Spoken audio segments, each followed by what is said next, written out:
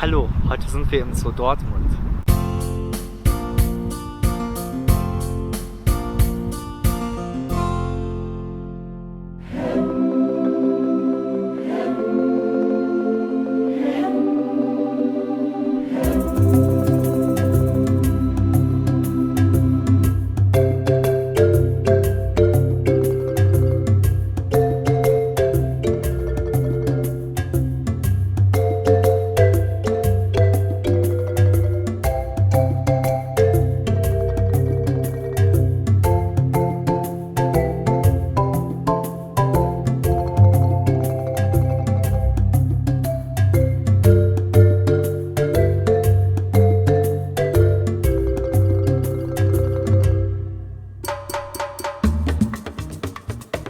Also wir haben ja hier im Zoo Dortmund gerade eine ganz spannende Situation, weil wir haben hier nämlich zwei verschiedene Giraffenunterarten oder eigentlich sogar Arten, kann man sagen.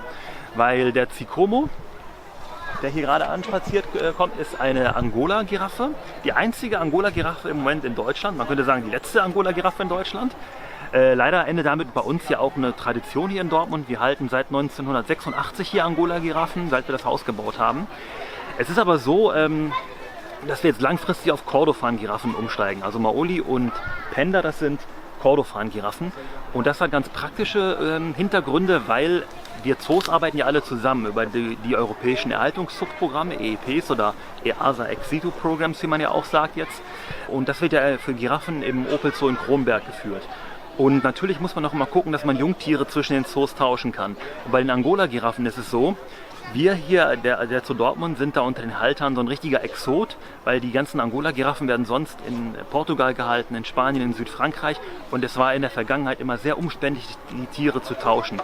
Und da haben wir dann in Rücksprache mit dem Zuchtbuchführer gesagt, gut, wir steigen auf eine andere Giraffenart um. Und jetzt sind wir in so einer Umstellungsphase. Das Tolle ist, dass die Besucher eben jetzt hier direkt mal vergleichen können. So sieht eine Angola-Giraffe aus, so eine Kordofan. Tsikomo, der junge Bulle hier, der ist ja erst 8, der wird auch noch bleiben hier bis ans Ende seiner Tage, sage ich mal. Damit er mit den Kühen nicht züchtet, hat der eine Behandlung, dass er zeugungsunfähig ist, dass er also nicht in die Zeugungssituation kommt und dass wir die Giraffen auch nicht vermischen.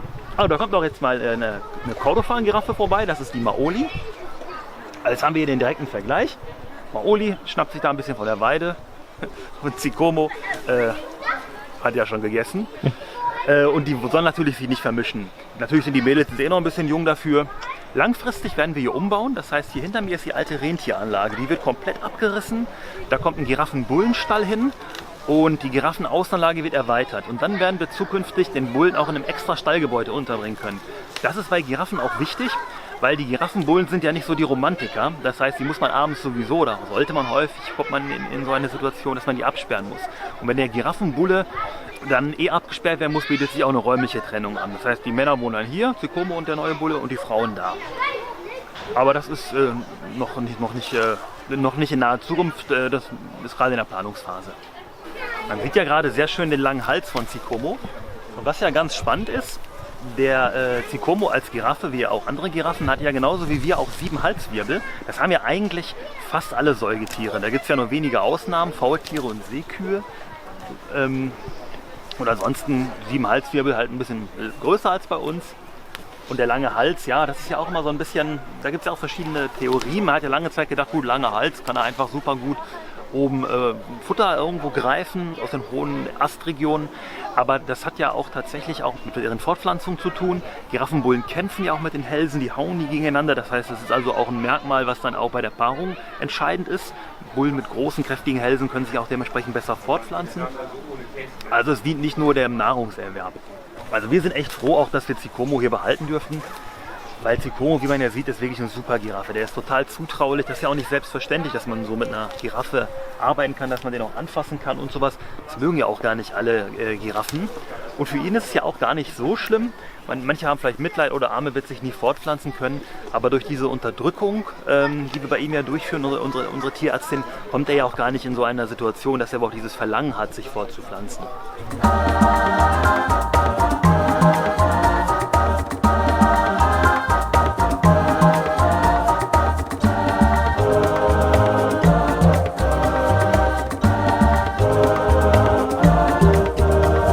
Schreibt Schreibt jetzt eure Fragen in die Kommentare, vergesst nicht dem Video ein Like zu geben und damit ihr kein neues Video mehr verpasst, könnt ihr unseren Kanal kostenlos abonnieren.